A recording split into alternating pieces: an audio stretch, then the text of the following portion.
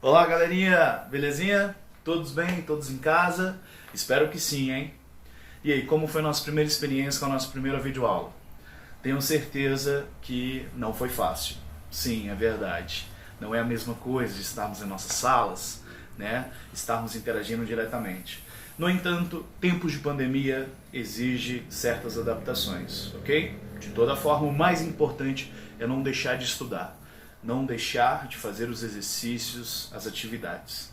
Combinado? Então, confiram as nossas videoaulas, façam os exercícios e não percam o ritmo, beleza? Isso é extremamente importante. Assim como o mais importante, muito cuidado, beleza? São tempos de amor, são tempos de cuidado, beleza? Um grande abraço, muito prontamente, muito breve, nos veremos.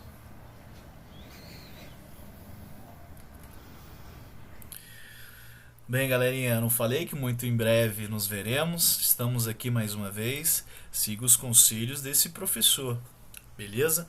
Então, para começarmos, nós vamos falar sobre a Conjuração Mineira, mais uma daquelas rebeliões na América Portuguesa. Bem, como sempre, nosso momento déjà vu, agora é comigo mesmo.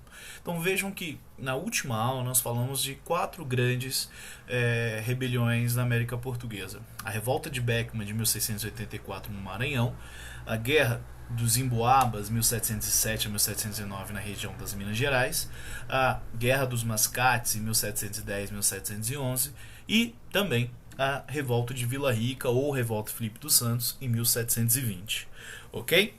Bem, agora nós vamos destacar a Conjuração Mineira, também ocorrida na região de Minas Gerais, mas em 1789. Percebam, portanto, que nós estamos falando de um movimento já do final do século XVIII, diferentemente daquelas outras, né, que ocorreram no início do século XVIII.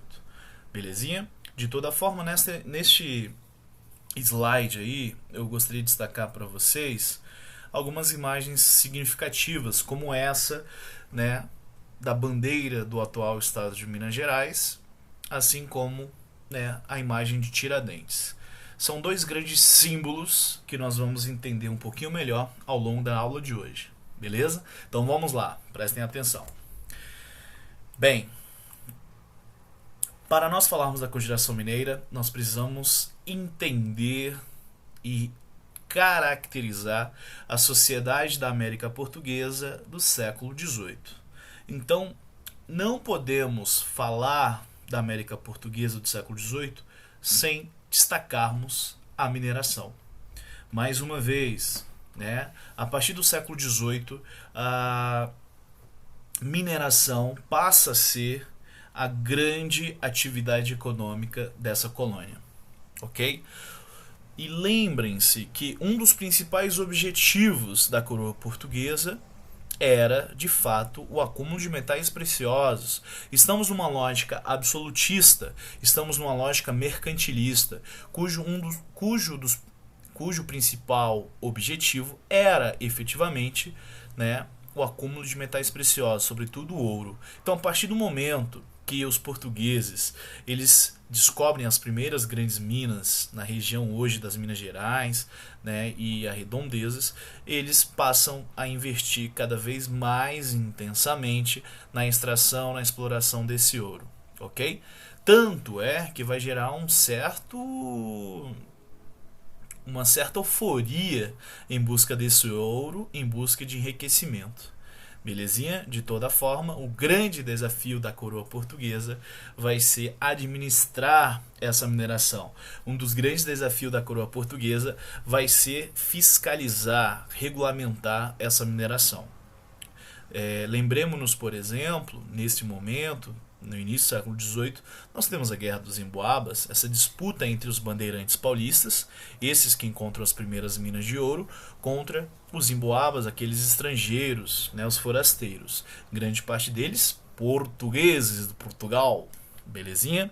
Então percebam que a mineração no Brasil colonial ela tem um grande efeito, uma vez que vai gerar uma grande migração e imigração, consequentemente um aumento demográfico, urbanização, vai intensificar o comércio e até mesmo o surgimento de profissionais liberais, como por exemplo advogados, médicos, intelectuais. Ok? Percebam, portanto, que a economia da mineração vai gerar um grande bônus, uma grande riqueza para a coroa portuguesa. No entanto, como que essa riqueza era adquirida pela coroa portuguesa? Por meio da cobrança de impostos, por meio, né, da fiscalização dessa mineração. Os impostos mais conhecidos desse momento, né, impostos cobrados pela própria coroa portuguesa, é o famoso quinto, a captação, a derrama, né, e a finta. São os mais conhecidos. Mais adiante nós veremos cada um deles, ok? Esta imagem aí retrata bem a sociedade mineradora. Uma das profundas transformações da sociedade mineradora é o uso, por exemplo, da mão de obra escrava negro-africana.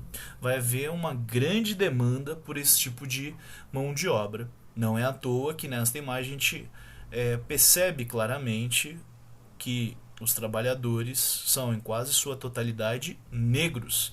Negros arrancados de diversos lugares da África e trazidos por meio de um tráfico negreiro. Então, nesse momento, no Atlântico, né, ali no Oceano Atlântico, entre as Américas e a África, nós temos o crescimento desse tráfico negreiro devido a essa demanda de negros africanos para a mineração, sobretudo. Belezinha? Bem, então quando nós falamos dessa mineração do século XVIII, nós entendemos que a sociedade colonial da América Portuguesa, do nosso Brasil colonial, ela vai passar por profundas transformações. Quais são essas transformações? Quais são essas mudanças? Nós já destacamos o aumento populacional, em grande medida devido às migrações, a uma grande corrida pelo ouro. Nós até falamos de uma primeira grande onda migratória. O rei de Portugal, nesse momento, por exemplo, Dom João V, vai ter que proibir a chegada, né, ou melhor, a saída de portugueses para a América Portuguesa. Uma vez que o número era exacerbado, as pessoas estavam esvaziando Portugal. Então ele vai ter que impedir isso, né, senão Portugal vai ficar sem pessoas. Só para vocês terem uma ideia do que a mineração vai gerar, não só no Brasil colonial, mas também, obviamente, na sua metrópole, no caso Portugal. Bem, então se há uma presença maior de pessoas, devido a esse aumento populacional, há também um aumento do mercado interno, há também uma maior demanda por produtos, e essa demanda por produtos vai incentivar o fomento do comércio interprovincial. Isto é, vai ter uma certa dinâmica em diferentes regiões da nossa América Portuguesa. Percebam, portanto, que nesse momento há uma integração econômica maior, uma vez que a mineração da região das Minas Gerais, por exemplo, vai demandar o uso de força de tração. A demanda por gados moares lá do sul, por exemplo, vai demandar alimentos da região, né, do Rio de Janeiro, por exemplo, da região da Bahia, o fumo da Bahia, enfim, só para vocês perceberem como internamente, né, há sim uma certa dinâmica econômica. De toda forma, nesse momento, há um deslocamento do eixo econômico. Outrora, a economia canavieira, que sustentava a economia colonial, por meio da cana-de-açúcar do Nordeste, né, agora nós temos a mineração sendo a base econômica dessa colônia. Então há um deslocamento do Nordeste, açucareiro, para o Centro-Sul da mineração. Consequentemente, desde 1773, nós temos a transferência da capital do Rio de Janeiro, de Salvador, para o Rio de Janeiro. Ok? Além disso, galera, o que nós podemos perceber? Frente a essa urbanização, o surgimento de mais cidades, nós temos um processo de interiorização, porque até então, o que nós tínhamos no território brasileiro? Nós tínhamos uma colonização efetivamente pela costa litorânea do Brasil, Percebam que nesse momento, em grande medida devido à mineração, há um processo de desbravamento, algo que os bandeirantes já faziam, é verdade, mas efetivamente a partir da mineração isso vai se intensificar. Então nós temos surgimento de novas cidades, consequentemente surgimento de uma classe média urbana, essa classe média urbana formada por esses profissionais liberais, por exemplo, advogados, médicos, intelectuais, ok? Assim como jornalistas, não com esse termo da época, não é mesmo? Mas já há sim o surgimento de uma imprensa no território brasileiro do século XVIII. Bem, e um dos aspectos importantes desse período é o aumento da escravidão devido à grande demanda por escravos. Bem, então nesse momento de apogeu do ouro, em que há uma certa euforia em busca de ouro, em busca do enriquecimento, há também revoltas coloniais, como nós já bem sabemos. Então não é à toa que essa região de Minas Gerais vai ser uma região privilegiada para termos distintas rebeliões, distintas revoltas. Guerra dos Emboabas, revolta de Filipe dos Santos ou revolta de Vila Rica, e a mais importante que nós vamos falar aqui hoje, a Conjuração Mineira. Vejam bem, eu falei Conjuração Mineira, ok? Diferente de Inconfidência Mineira, que é a narrativa construída pela coroa portuguesa, uma vez que esses traidores se levantaram contra o rei, assim vão chamar aqueles rebeldes, os inconfidentes. Eu prefiro utilizar a palavra Conjuração Mineira para nós entendermos melhor essa outra narrativa do ponto de vista dos próprios rebeldes, ok? Bem, vejamos. Nesse momento, portanto, a coroa portuguesa vai ter como desafio o controle dessas minas. Ela vai ter um grande esforço de regulamentação e de fiscalização.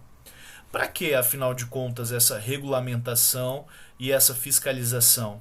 Com certeza, para cumprir a cobrança dos impostos. Então percebam que nesse momento, quais eram os principais impostos ali vigentes? O quinto, que era referente à quinta parte da produção, ou seja, 20% do ouro extraído. A finta, cobrança anual de ouro que substituiu o quinto. Então seriam cobrados cerca de 30 arrobas de ouro, que era mais ou menos 450 quilos, é muita coisa. A captação, que é o imposto cobrado sobre cada escravo utilizado na mineração, e a cobrança, além disso, da derrama. A derrama era uma das mais cruéis, porque ela era feita de uma forma violenta, cruel. Se os impostos não fossem pagos, a coroa portuguesa, de uma forma violenta, ela obrigava as pessoas a pagarem os impostos. Então era a cobrança dos quintos atrasados, a cobrança anual de 100 arrobas por ano e por cidade mineira. Isso, em média, era mais ou menos 1.500 quilos, mais de uma tonelada de ouro. Então olha o tamanho da riqueza.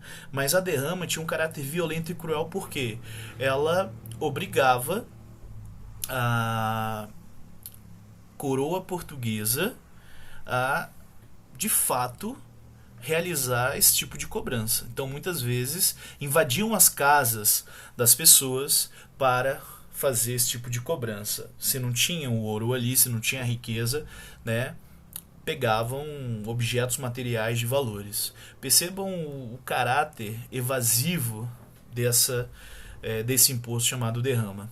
Não é à toa que muitos vão se rebelar.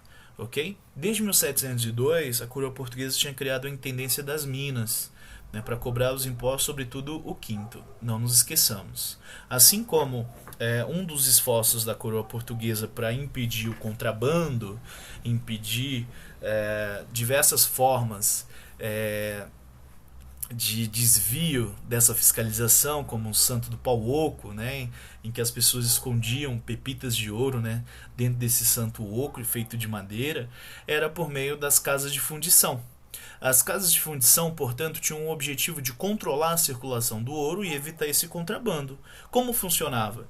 Todo o ouro descoberto nessa região deveria passar por essa casa de fundição, onde seria derretido e viraria barra, né? A forma de circulação do ouro deveria ser feita em barra, e seria uma forma da coroa portuguesa garantir que 20% dessa riqueza, 20% desse ouro, ficasse para a coroa portuguesa, ok? Então vejam como, de fato, o grande desafio da coroa portuguesa era essa fiscalização. No entanto, de uma forma muitas vezes violenta, vai acabar sendo questionada, beleza? É o caso da Conjuração Mineira, por exemplo. Bem, além disso, o que a gente precisa ressaltar? A sociedade de Minas está cada vez mais diversificada. Há um aumento significativo da presença de negros africanos escravizados, consequentemente a proliferação de comunidades quilombolas, desses escravos que vão fugir desse tipo de trabalho forçado, mas também há uma diversificação maior da economia, né, desses colonos. Nós temos mineradores, nós temos comerciantes, donos de minas, padres, garimpeiros, profissionais liberais, artesãos e vendedores. No caso específico da Conjuração Mineira, nós temos a liderança dessa elite aí, ó, formada por ricos e camadas médias, mas sobretudo a elite intelectual e econômica da região das Minas, beleza? Bem, vocês se questionam, com quem ficava todo esse ouro das Minas Gerais, galera? Frente a uma grande dependência econômica de Portugal com a Inglaterra, todo esse ouro, por incrível que pareça, ficava com a Inglaterra. Percebam, portanto, que direto e indiretamente o ouro produzido, retirado, extraído do território brasileiro ia para lá na Inglaterra, como vocês podem ver nesse slide aí. Ok? Então, lembremos-nos que desde o início do século XVIII, por meio do Tratado de Methuen, a Inglaterra e Portugal tinham um acordo econômico, no qual a Inglaterra vendia os seus tecidos para os portugueses e os portugueses compravam os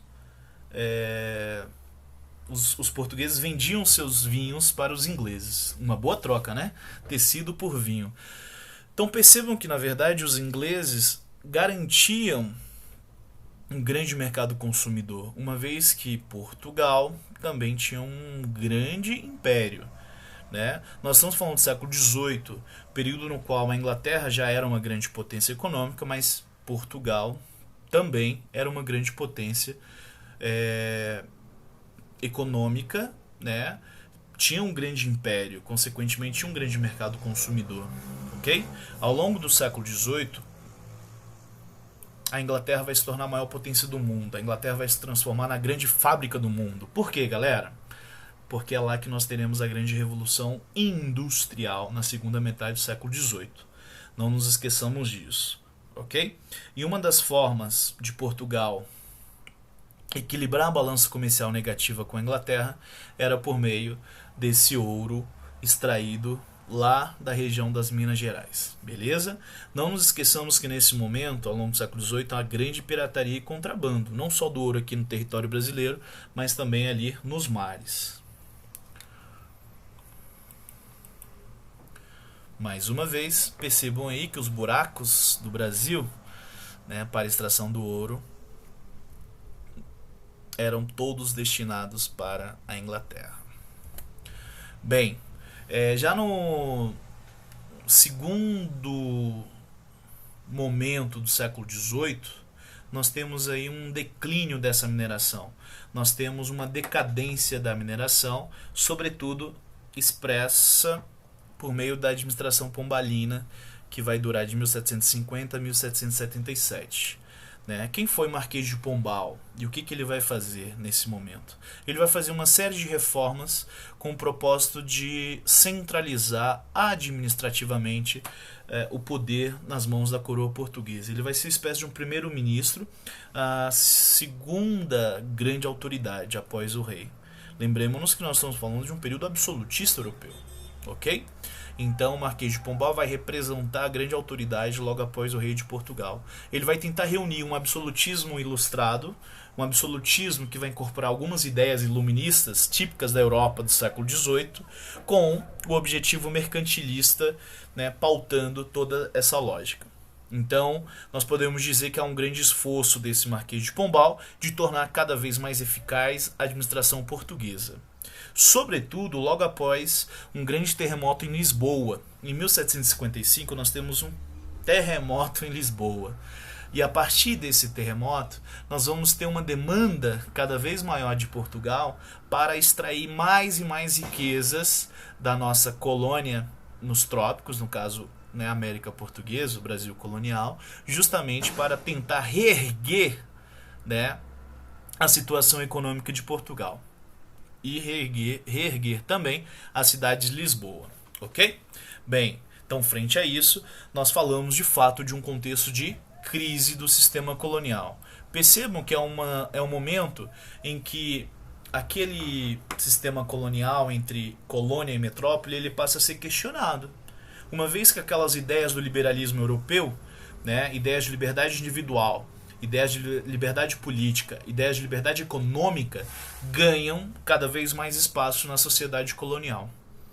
Além disso, né, todas essas ideias iluministas influenciam grandes movimentos e grandes processos de independência política, como é o caso das 13 colônias inglesas. Em 1776, nós temos pela primeira vez na história a independência de uma colônia. Isso vai ser extremamente importante, uma vez que vai servir como modelo para outras colônias lutarem pela sua independência. É o momento também da Revolução Francesa, que gritava liberdade, igualdade e fraternidade. Liberté, égalité, fraternité. Eles queriam, de fato, acabar com aquele antigo regime, com aquele regime absolutista. Ok? Não é à toa que nós temos profundas mudanças também econômicas por meio da Revolução Industrial e, consequentemente, várias revoltas separatistas. A Conjuração Mineira, por exemplo, a Conjuração Baiana, são exemplos dessas revoltas separatistas. Aqui nós vamos ver agora a Conjuração Mineira. Belezinha? Então, como eu disse, a grande influência da Conjuração Mineira, de fato, foi a independência dos Estados Unidos, em 1776. A Revolução Francesa vai ser o grande modelo, a grande influência da Conjuração Baiana lá em 1798. Belezinha? Bem, quando nós falamos da Conjuração Mineira, galera, percebam que nós estamos falando de uma revolta com caráter separatista, cujo principal objetivo, como vocês podem ver aí, é o rompimento com a metrópole. Portanto, essa Conjuração Mineira de 1789, assim como a Conjuração Baiana de 1798, elas queriam efetivamente se separar da metrópole portuguesa. Por quê? Quais eram os motivos? Os motivos são diferentes, né? Os meios são diferentes, mas essa emancipação política era uma reivindicação das duas. Vejamos melhor a Conjuração Mineira agora. A Conjuração Mineira, ela tinha como principal foco, como principal objetivo, a instalação de uma república na região das Minas Gerais. Né, um sistema republicano mais democrático, digamos assim, menos autoritário, menos absolutista como era aquele sistema colonial. Além disso, né, teria São João del Rei como capital. Olha que interessante. Não é à toa que, né, em outro momento da história política brasileira, o JK, por exemplo, Juscelino Kubitschek, queria também que uma região ali das Minas fosse a capital do Brasil. Mas enfim, Brasília acabou se tornando a nossa capital. Não é mesmo? Além disso, os conjurados mineiros queriam instalar manufaturas para que a região das Minas detivesse uma certa autonomia econômica a partir do momento que conseguisse de fato romper com essa lógica colonial e conseguisse instaurar esse regime republicano. Portanto, teria uma certa liberdade política, uma autonomia política, uma vez separada, né, ali da coroa portuguesa. Além disso, queria criar a Universidade de Vila Rica. Olha a influência da ideia do iluminismo, né, as ideias iluministas que defendiam o avanço das ideias, que defendiam o progresso. Okay? A universidade é um centro disso, nós sabemos bem. De toda forma, o que é importante destacar quando nós falamos da Conjuração Mineira, galera? Para além das influências das ideias iluministas, da própria independência dos Estados Unidos, era um movimento elitista que tinha um objetivo muito claro: se tornar independente da coroa portuguesa. Por quais motivos? Quais eram as causas dessa separação, dessa emancipação política? A crise na mineração. Era um momento de crise na mineração na região das Minas Gerais. Além disso, meio à crise, a coroa portuguesa ainda queria cobrar mais impostos. O exemplo da derrama, por exemplo. A derrama era uma cobrança de imposto de uma forma totalmente violenta, né? Desrespeitosa. Então, frente à autorização da derrama, a cobrança de diversos impostos, essa elite econômica e elite intelectual da região das Minas Gerais vai se levantar contra a coroa portuguesa. Dentre as principais lideranças, nós temos o Tiradentes, não é mesmo? Joaquim da Silva Xavier. Mas nós também temos figuras intelectuais importantes, como Cláudio Manuel da Costa, Tomás Antônio Gonzaga e vários outros representantes dessa elite econômica e intelectual. Ok? O que a gente percebe com esse movimento? Nessa charge aí fica bem evidente uma das causas da Conjuração Mineira. Derrama? Que diabo será isso? Sei lá, mas se veio de Portugal não é boa coisa. Ou seja, a elite mineira já estava muito insatisfeita, revoltada com essa cobrança excessiva e violenta de impostos oriundas da coroa portuguesa. Ok? Então não é à toa que em 1789 decide se levantar contra a coroa portuguesa. Mais uma vez, as famosas tabelinhas do professor Nascimento. Eu realizei essa tabelinha aí para a gente sintetizar essas principais ideias.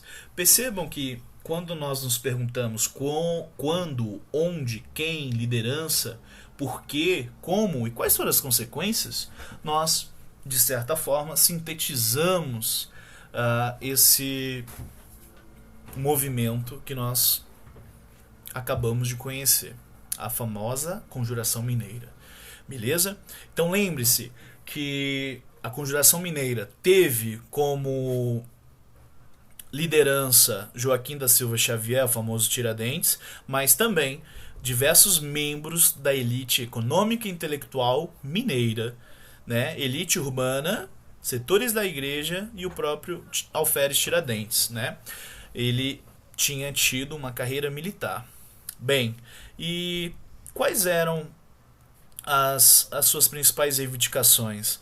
A emancipação política e, por sua vez, o fim dessa cobrança excessiva e violenta de impostos. Percebam mais uma vez como que as ideias iluministas de liberdade política e econômica influenciam diversos movimentos, assim como a própria Conjuração Mineira.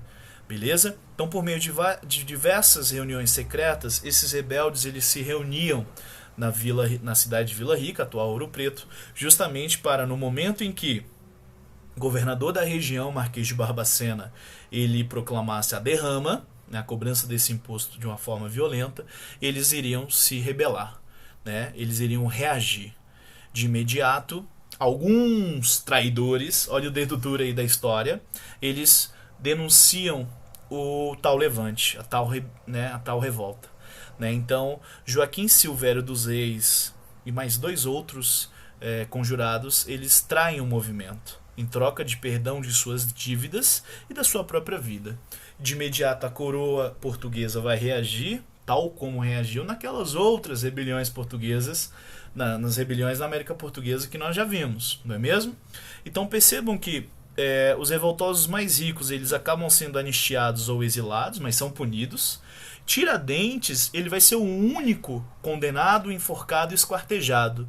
Ele em nenhum momento ele vai negar a sua pretensão republicana, ok? E justamente por isso ele vai se tornar um grande símbolo da República lá no final do século XIX, com a proclamação da República de 1889, ok? Bem, então quando nós falamos dessa Conjuração Mineira, percebam que há um certo grau de relação com o que ocorre no mundo europeu do século XVIII, né? Mas também há diversos motivos internos, né? Por isso que é sempre bom nós tentarmos encadear essas ideias, como eu retratei aí, beleza? Bem, de toda forma, um dos símbolos da Conjuração Mineira é a bandeira do atual estado de Minas Gerais, libertas quaesera, né, do latim, a pronúncia talvez não esteja correta, mas liberdade antes que tardia, né, é de um trecho de um grande escritor romano, Virgílio, né, da República Romana, e que defende sobretudo essa liberdade política, ok? Bem, a Conjuração Mineira ela termina com a condenação e enforcamento, esquartejamento de Tiradentes em 21 de abril de 1792. E nessa imagem aí, nós temos uma grande discussão acerca da imagem criada e recriada de Tiradentes. Esta imagem, à nossa direita, é um quadro de um dos grandes artistas do século XIX, Pedro Américo. O Pedro Américo ele realizou essa obra comparando a figura de Tiradentes a esse outro crucificado aí, Jesus Cristo, exatamente.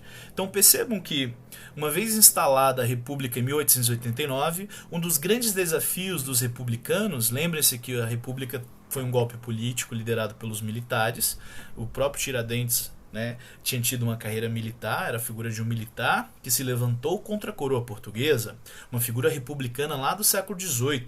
Então ele sim representaria bem, né, esse sentimento de herói republicano, uma nova identidade para esse novo Brasil que estava sendo construído. Percebam, portanto, que a imagem de Tiradentes vai ser resgatada lá no final do século XIX, justamente para se contrapor aos heróis lá do período monárquico. O grande herói do Brasil até então era Dom Pedro I, porque havia proclamado a independência do Brasil em 1822. Percebam que os republicanos, com o intuito de ressignificar a imagem de Tiradentes e ressignificar os heróis nacionais do Brasil, eles escolhem a figura de Tiradentes para representar, ok? Além disso, vejam as similaridades, né? São muitas semelhanças entre a figura de Tiradentes e Jesus Cristo. Beleza? Bem, galerinha, essa foi a Conjuração Mineira. Espero que vocês tenham compreendido alguns aspectos dessa rebelião, dessa revolta, né, da América Portuguesa, extremamente importante e um dos grandes símbolos da crise do sistema colonial. Ok? Na próxima aula nós falaremos sobre a Conjuração Baiana, mas antes disso é hora de testar os nossos conhecimentos. Ok? Então vamos fazer alguns exercícios aí, depois o professor vai voltar a discutir essas questões. Bem, por fim, não se esqueçam, galerinha, né? Nós podemos sim estudar mesmo à distância. Obviamente, né, tempos de pandemia, tempos de nos cuidarmos, belezinha? Mas também tempos de estudarmos. Grande abraço, tchau, tchau.